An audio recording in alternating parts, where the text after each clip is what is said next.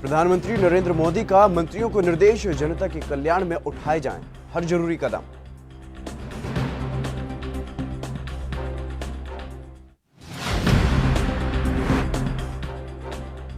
कांग्रेस के अंतरिम अध्यक्ष सोनिया गांधी की सरकार से मांग, गरीब किसान मजदूरों के खातों में तुरंत भेजा जाए 7,500 रुपए। पीपीई किट की कमी का भी उठाया मुद्दा। कोरोना मरीजों को लेकर बोले दिल्ली के स्वास्थ्य मंत्री सत्येंद्र जैन, कहा राजधानी में 2,248 लोग कोरोना संक्रमित, 48 की मौत, 724 मरीज हुए ठीक। यूपी में कोरोना मरीजों की संख्या 1,473 के पार, तबलीगी जमात से जुड़े हैं 1,006 मामले।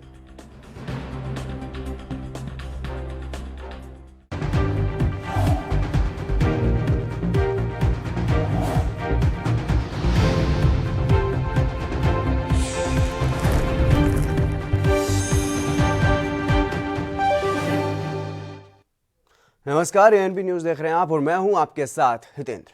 अमेरिका में पालतू पशुओं के भी संक्रमित होने का मामला सामने आया है। दरअसल न्यूयॉर्क में 2 पालतू बिल्लियां कोरोना से संक्रमित पाई गई हैं।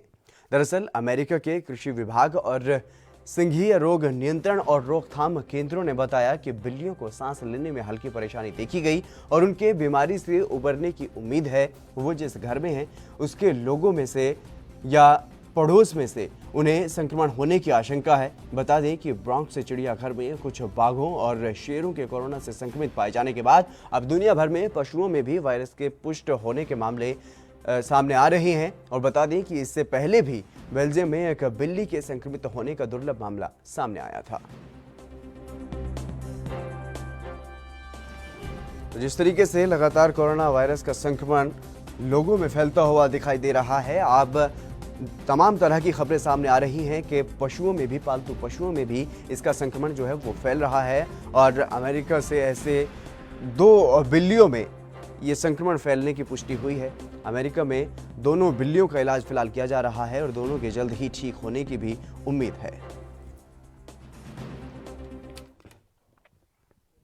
दुनिया भर में कोरोना का कहर जारी है, जिसके चलते देश भर में लॉकडाउन लागू किया गया है। वहीं पंजाब के मंडी गोबिंदगढ़ में लॉकडाउन का उल्लंघन करने का मामला सामने आया है, जहां एक ट्रक ने लोगों को उनके घर तक पहुंचाया और लोगों से 2,000 रुपये किराया लिया है। जिसकी सूचना पर पुलिस ने कार्रवाई करते हुए ट्रक चालक को गिरफ्तार कर लिया है। दरअसल ट्रक चालक कई लोगों को दूसरे स्थान पर पहुंचा रहा था, जिसे पुलिस ने नाकेबंदी कर हिरासत में ले लिया है। और इसमें समाज सेवकों ने भी पुलिस की मदद कर बड़ा रोल निभाया है। वहीं ट्रक में मौजूद लोगों का कहना था कि उन्होंने चालक को 2,000 रुपये दिए थे।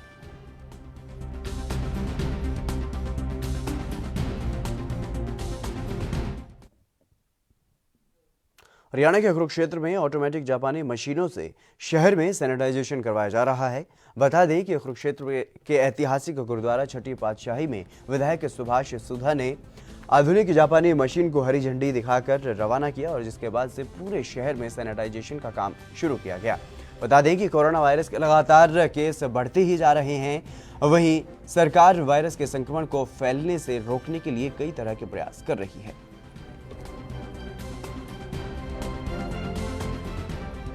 जापानी मशीनें ये बाहर से मंगवाई हैं, अभी 4 और भी आ रही हैं। इन मशीनों का कोई भी चार्ज ही नहीं है, ये हमने फ्री ऑफ कॉस्ट अपने टेलीफोन करके हमने मंगवाई है। ये मेरे ब्रदर श्री मुकुंद लाल जी हैं, उनके पास कंपनी है, उन्होंने वहाँ से फ्री मंगवा के दी है। हाँ जी, हमारी कंपनी की तरफ से फ्री आ रही है, ये कंपनी की तरफ से आई है। इनका कोई भी हमारा कॉस्ट नहीं है, सिर्फ इनको हमने डीजल और सिर्फ इनको दवाई देंगे, उसके लिए पूरे शहर के अंदर। ये देश की आर्थिक राजधानी मुंबई में आगामी दिनों में कोरोना विस्फोट हो सकता है। इसके मद्देनजर मुंबई के सेंट जॉर्ज और गुरु तेग बहादुर अस्पताल को एहतियातन कोरोना अस्पताल में रूपांतरित कर दिया गया है।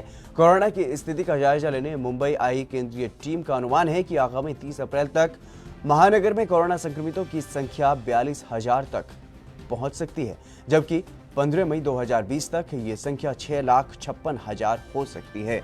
वहीं राज्य के स्वास्थ्य विभाग का कहना है कि हमारे अनुमान के तहत ये आंकड़ा 1 लाख तक जा सकता है।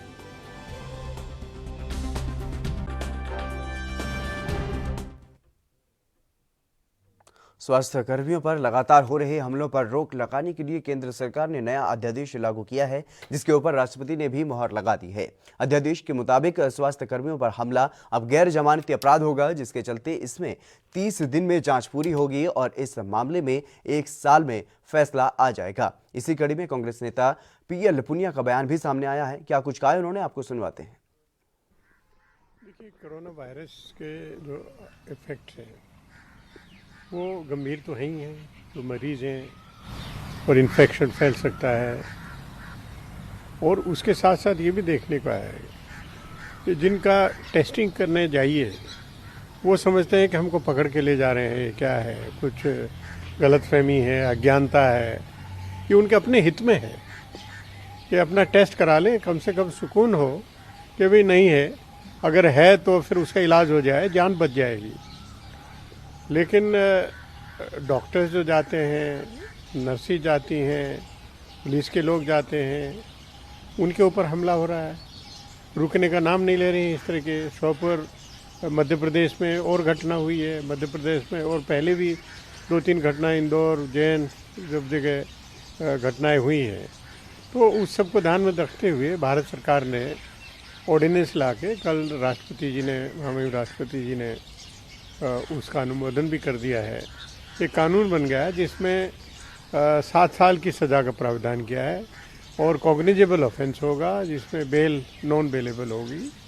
और अगर उनकी संपत्ति को भी नुकसान पहुंचाया है डॉक्टर्स या जो स्टाफ के, तो उसको भी जो दोषी व्यक्ति है उनसे वसूली करने का भी प्रावधान इसमें किया है।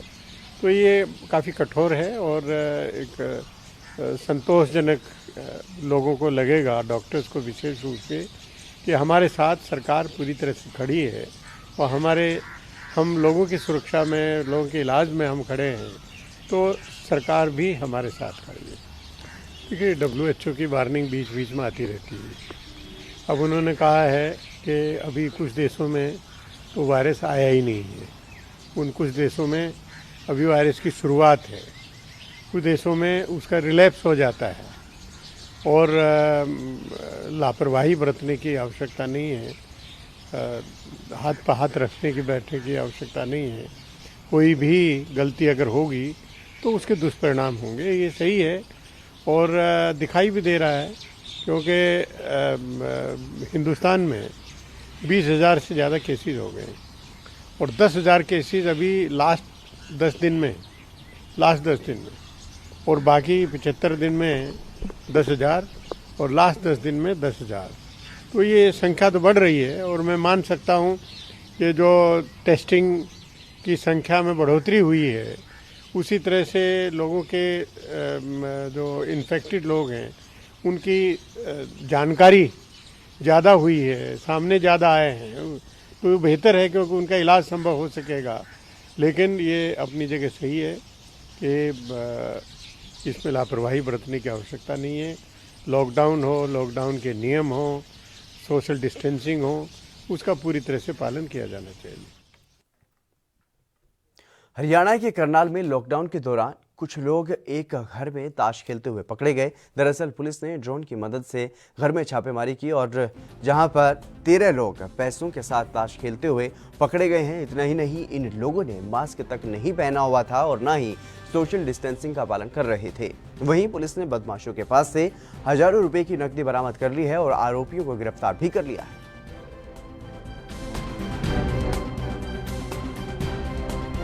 एक मकान में कुछ लड़के जो ऐसे सट्टा खेल रहे हैं, जुआ खेल रहे हैं, जो कि हमारी टीम ने वहाँ रेड की है और रेड करके वहाँ 13 लड़के थे जो वहाँ बिना मास्क लगाए हुए किसी भी सोशल डिस्टेंसिंग को उसमें रखते हुए ना उसकी कोई पालना कर रहे थे, बैठकर जुआ खेल रहे, जो मौके से पकड़े और 13 के 13 आदमी को हिरासत में। तो अच्छे खासे परिवारों से हैं सर? बिल्कुल, देखने में तो ऐसे लग रहे हैं अच्छे परिवारों से, अच्छे घरों से हैं। तो क्या घर किसका था जी? घर प्रॉपर अभी पता नहीं, अभी थोड़ी पूछताछ करके अभी बारीकी में पूछताछ करेंगे। अभी जस्ट अभी लेके आए हैं तो अभी तो ताश से खेल रहे थे या कोई? नहीं, पैसे थे जिनसे खेल रहे थे। हरियाणा के फतेहाबाद की हरनाम सिंह कॉलोनी में आबकारी विभाग और पुलिस ने छापेमारी की। दरअसल छापेमारी के दौरान आबकारी विभाग की टीम ने एक घर से भारी मात्रा में पानी वाली टंकी में बनाई जा रही हथकड़ी शराब बरामद की है। और बता दें कि छत पर रखने वाली पानी वाली टंकी में शराब बनाई जा रही थी ताकि किसी को शक ना हो। वहीं विभाग ने इसके अलावा 55 बोतल देसी और अंग्रेजी शराब की बोतल भी बरामद की है।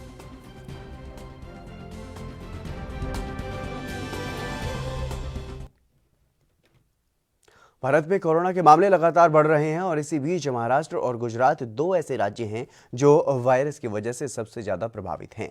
वहीं देश में हुई 39 मौतों में से 18 महाराष्ट्र में और 13 गुजरात में हुई हैं। पिछले 24 घंटे में गुजरात में कोरोना के 229 मामले सामने आए, जिसके बाद ये देश का दूसरा सबसे प्रभावित राज्य बन गया। वहीं महाराष्ट्र में कोरोना पॉजिटिव के 431 नए मामले सामने आए हैं। 5 दिन पहले कोरोना के पुष्ट मामलों के लिहाज से गुजरात छठे स्थान पर था और 5वें पर दिल्ली, चौथे पर राजस्थान और तीसरे पर तमिलनाडु, दूसरे पर मध्य प्रदेश और पहले पर महाराष्ट्र था।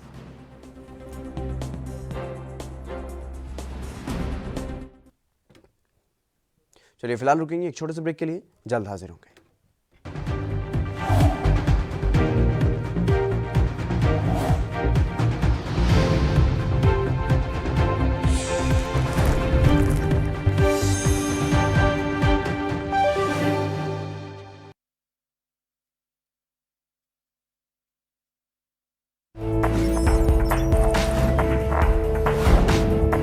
कम ब्रेक और ज्यादा खबरों के साथ देखिए ANP news in channel number पर।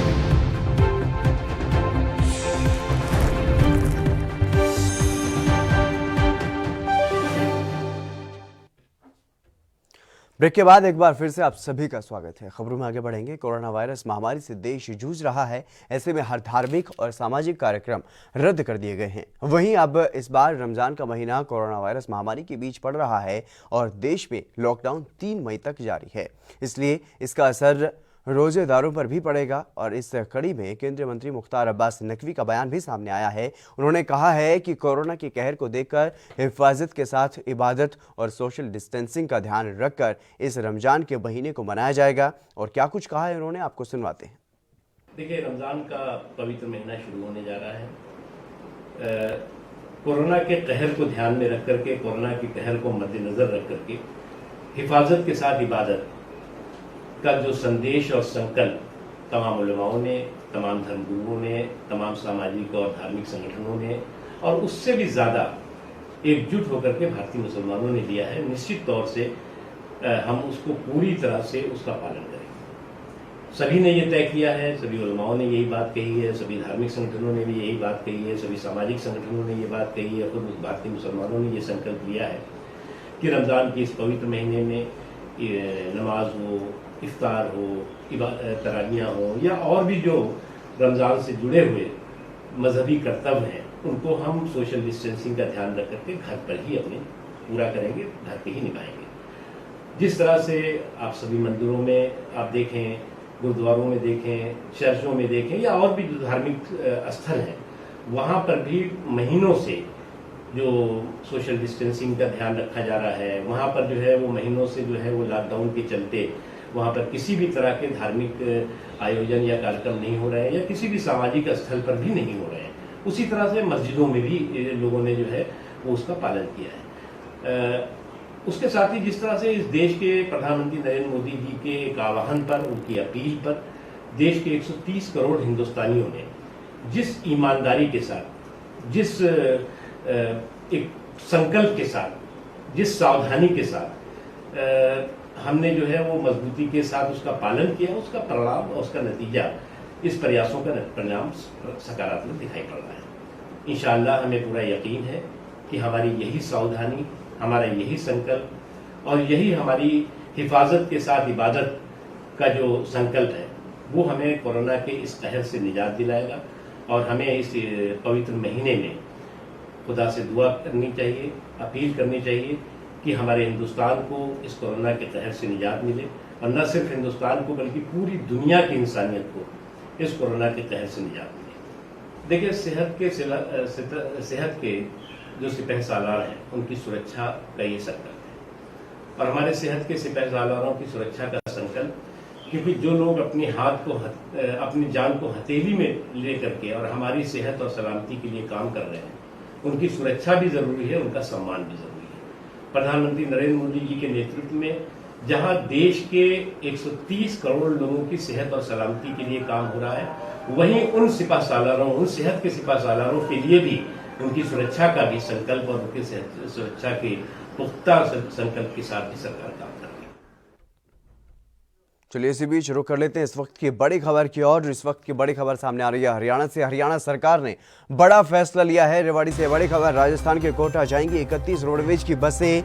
ये बड़ी खबर आपको बता रहे हैं। कोटा में कोचिंग ले रहे 851 छात्रों को उनके घरों तक पहुंचाया जाएगा। रेवाड़ी से 16 और नारनौल से किया गया है 15 बसों का इंतजाम। और हरियाणा सरकार का ये बड़ा फैसला, हरियाणा सरकार ने ये बड़ा फैसला लिया है। जिस तरीके से यूपी सरकार ने कोटा में पढ़ने वाले अपने राज्य के छात्रों को बुला लिया है अपनी स्पेशल बसें भेज करके, इसी तरह से हरियाणा सरकार ने भी ये बड़ा फैसला लिया है।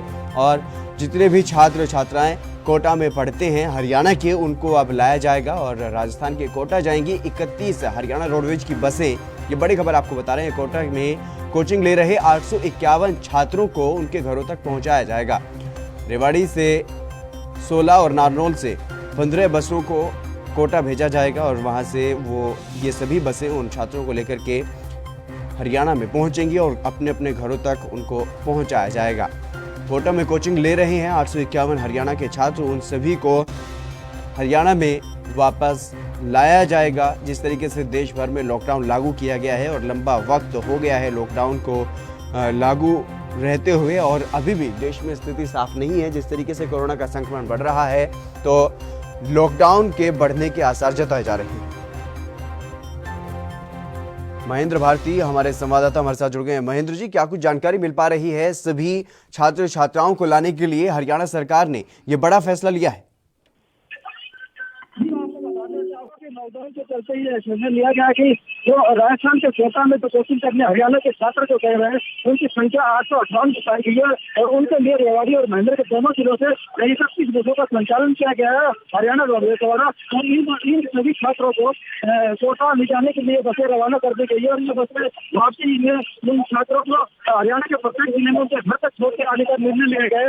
इस निर्णय बिल्कुल ही सराहनीय है क्योंकि छात्र जो फंसे हुए हैं तो हरियाणा राजस्थान के जो कोटा में, क्योंकि कोटा एक ऐसी जगह है जो कोचिंग के लिए मशहूर है और जहाँ से देश भर के बच्चे कोचिंग लेने के लिए जाते हैं। और ये कोटा जो है एकमात्र ऐसी जगह है जो कोचिंग के लिए पहली जगह मानी जाती है कि छात्रों की पहली पसंद मानी जाती है कि छात्र यहाँ से कोचिंग लेने के लिए आते रहते हैं और यहाँ हर वर्ष आते हैं। इस वर्ष भी हरियाणा से 858 छात्र यहाँ पहुंचे और इन्होंने कोटा में छात्र कोचिंग लेने के लिए, लेकिन लॉकडाउन के चलते ये फंसे हैं और इनको वापस लाने के लिए हरियाणा सरकार का बड़ा निर्णय लिया गया कि 31 बसों का संचालन इनके लिए किया जाए। इनको लेकर जी महेंद्र, तमाम जानकारी देने के लिए आपका शुक्रिया। तो कोटा में कोचिंग ले रहे सभी छात्रों को वापस उनके घरों तक पहुंचाया जाएगा और हरियाणा सरकार ने ये बड़ा और अहम फैसला लिया।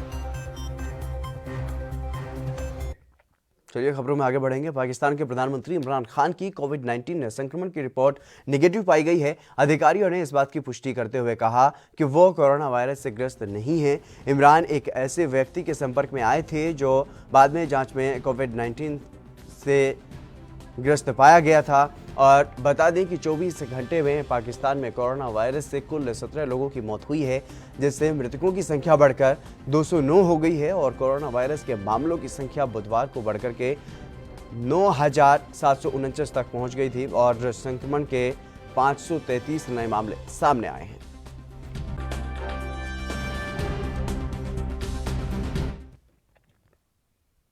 पश्चिम बंगाल में हुगली के गंजे कारखाने में अचानक भीषण आग लग गई। आग लगने के कारण आसपास अफरा तफरी का माहौल बन गया। वहीं स्थानीय लोगों ने घटना की सूचना पुलिस और दमकल विभाग को दी। मौके पर पहुंची दमकल की 2 गाड़ियों ने आग पर काबू पा लिया। बता दें कि कारखाने में आग लगने के कारण काला धुआं पूरे इलाके में फैल गया, जिससे लोगों को सांस लेने में काफी परेशानी का सामना करना पड़ा। हालांकि अभी तक आग लगने का कारण साफ नहीं हो पाया है।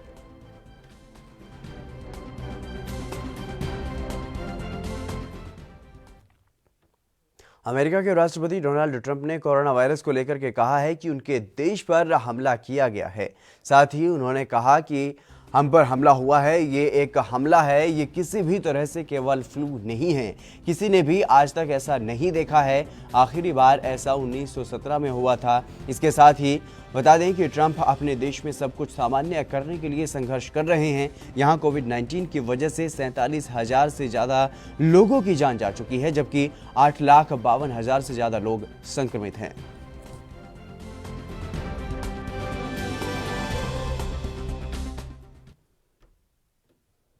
स्वास्थ्य कर्मियों पर हमले को लेकर मोदी सरकार के नए अध्यादेश पर राष्ट्रपति ने मुहर लगा दी है। राष्ट्रपति रामनाथ कोविंद ने महामारी रोग अध्यादेश 2020 को मंजूरी दे दी है। दरअसल अध्यादेश में स्वास्थ्य कर्मियों पर हमला अब गैर जमानती अपराध माना जाएगा और 30 दिन में जांच पूरी होगी, 1 साल में फैसला आ जाएगा। दरअसल कोरोना काल में कोरोना कर्मवीर बनकर कोरोना मरीजों का इलाज कर रहे देश के डॉक्टरों और स्वास्थ्य कर्मियों के लिए केंद्र सरकार सुरक्षा कवच बनकर सामने आई है और हमला करने वालों को साफ कह दिया गया है कि अब और बर्दाश्त नहीं किया जाएगा।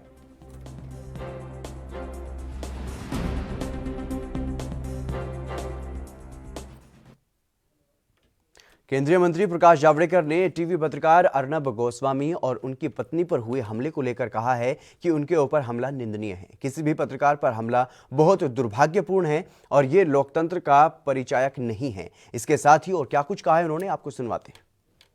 अर्नब गोस्वामी पर हमले की कोशिश की हम भर्त्सना करते हैं। किसी भी पत्रकार पर हमला बहुत दुर्भाग्यपूर्ण है, निंदनीय है। ये लोकतंत्र का परिचायक नहीं है और लोग जो टॉलरेंस का उपदेश करते हैं वो इतनी इनटॉलरेंस कैसे बनते हैं, ये देखने लायक बात है। और इसलिए पत्रकारों पर हमले बिल्कुल नागवार है और इसके लिए अभी भी पुलिस कार्रवाई करती है और करेगी, ये मुझे पूरा विश्वास है। चलिए इसी बीच शुरू कर लेते हैं इस वक्त की बड़ी खबर की ओर। पाकिस्तान से इस वक्त की बड़ी खबर, कोरोना मरीजों की संख्या 10,513 हो गई है। ये बड़ी खबर, 224 लोगों की अब तक मौत हो चुकी है कोरोना वायरस के चलते। पंजाब प्रांत में कोरोना संक्रमितों की संख्या 4,590 तक पहुंच गई है। वहीं सिंध प्रांत में कोरोना संक्रमितों की संख्या 3,373 तक पहुंच गई है। पाकिस्तान में लगातार कोरोना वायरस का कहर पूरी दुनिया की तरह ही बढ़ रहा है और पाकिस्तान में 224 लोगों की अब तक मौत हो चुकी है। पंजाब प्रांत में सबसे ज्यादा मामले सामने आए हैं, 4,590 मामले वहां के पंजाब प्रांत में सामने आए हैं और सिंध प्रांत में कोरोना संक्रमितों की संख्या भी वहां पर भी बढ़ी है और पाकिस्तान में कोरोना मरीजों की संख्या बढ़कर के 10,000 को पार कर गई है। अब तक 224 लोगों की मौत हो चुकी है। पंजाब प्रांत में कोरोना के सबसे ज्यादा मामले 4,590 और सिंध प्रांत में कोरोना संक्रमितों की संख्या 3,373 बताई जा रही है। चलिए खबरों में आगे बढ़ेंगे। देश में कोरोना के संक्रमण के मामले तेजी से बढ़ते जा रहे हैं। इस बीच यूपी के मुख्यमंत्री योगी आदित्यनाथ ने लॉकडाउन व्यवस्था की समीक्षा की है। सीएम योगी ने कहा कि समस्त गतिविधियों में हर हाल में सोशल डिस्टेंसिंग का पालन सुनिश्चित कराया जाए। मुख्यमंत्री योगी आदित्यनाथ ने अपनी टीम 11 की बैठक की, जिसमें लॉकडाउन की समीक्षा की गई। बैठक में सीएम योगी ने कहा कि लॉकडाउन का मतलब टोटल लॉकडाउन, इसमें रियायत बिल्कुल नहीं होगी। समस्त गतिविधियों में प्रत्येक दशा में सोशल डिस्टेंसिंग का पालन सुनिश्चित कराया जाए।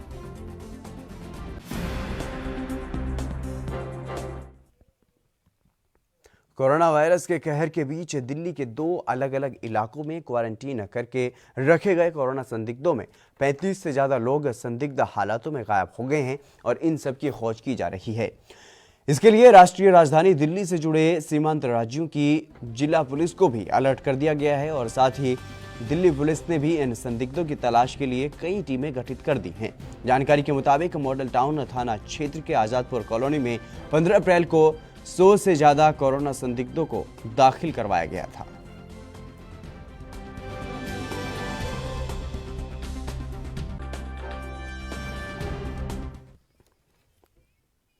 पंजाब के संगरूर में व्यापार मंडल ने मिलकर पहले संगरूर में लोगों को पेड़ पौधे लगाने के लिए प्रेरित किया, तो वहीं कोरोना से लड़ने के लिए जो डॉक्टर्स और स्टाफ एक जरूरी रोल अदा कर रहे हैं उनको भी सम्मानित किया गया। वहीं डॉक्टरों को सम्मान देकर उन्हें इस मुश्किल की घड़ी में इलाज करने के लिए संगरूर व्यापार मंडल ने शुक्रिया किया और एसएमओ संगरूर ने सम्मान पाकर खुशी जाहिर की और कहा कि हमारी टीम लगातार कोरोना के चलते दिन रात काम कर रही है और किसी भी तरह की कोई भी परेशानी ना हो इसके लिए हम तैयार हैं। साथ ही उन्होंने शुक्रिया किया संगरूर के लोगों का जो उन्हें सम्मान की नज़र से देखकर उन्हें सम्मानित कर रहे हैं।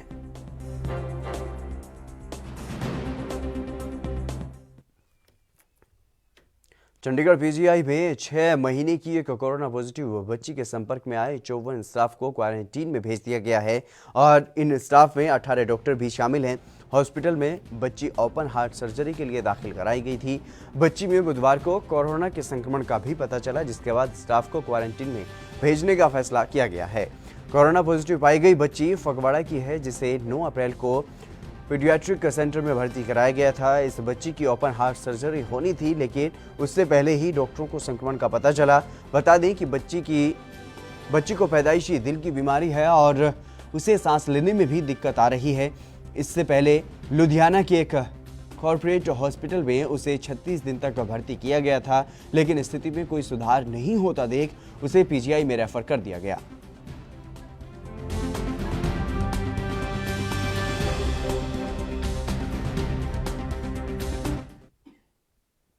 इसी बीच रुक कर लेते हैं एक और बड़ी खबर की ओर। यूपी से इस वक्त की बड़ी खबर सामने आ रही है। एटा में स्वास्थ्य विभाग की टीम पर हमला किया गया है।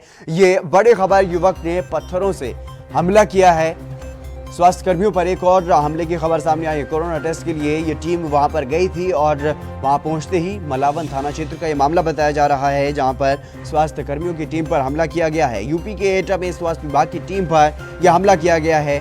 कोरोना वायरस के संक्रमण को रोकने के लिए और संक्रमण की जांच के लिए स्वास्थ्य टीमें लोगों तक पहुंच रही हैं। लोगों के घरों में जाकर के उनकी जांच जो है वो की जा रही है, लेकिन कुछ शरारती तत्व ऐसे स्वास्थ्य टीमों पर हमला कर रहे हैं। मोहसिन रशीद एटा से हमारे संवाददाता हमारे साथ जुड़ गए हैं। मोहसिन रशीद, क्या कुछ जानकारी मिल पा रही है पूरे मामले को लेकर?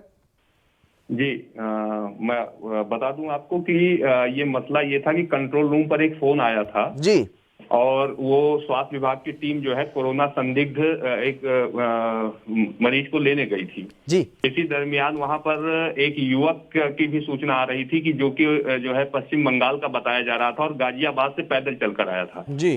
वो भी कोरोना संदिग्ध बताया जा रहा था। तो एहतियातन जो है जो स्वास्थ्य विभाग की टीम थी एम्बुलेंस के साथ वहां पहुंची थी उसे भी और लेने के लिए, तो उसने जो है एम्बुलेंस पर ही पथराव शुरू कर दिया जी और जाने से मना करने लगा। जब इस मामले में जानकारी की गई तो बताया जा रहा है कि जो युवक था वो पैदल चलकर गाजियाबाद से आया था और मानसिक रूप से वो स्वस्थ भी नहीं है, जो सीएमओ ने बताया है जी जी कि वो मानसिक रूप से स्वस्थ भी नहीं है। फिर पुलिस को फोन किया गया और पुलिस और स्वास्थ्य विभाग की टीम उस युवक को लाकर यहाँ पे एक सीएस हॉस्पिटल है जो क्वारंटीन सेंटर बनाया गया, वहाँ पे उसे भर्ती करा दिया गया है। जी, तो क्या एक ही युवक ने पथराव किया था?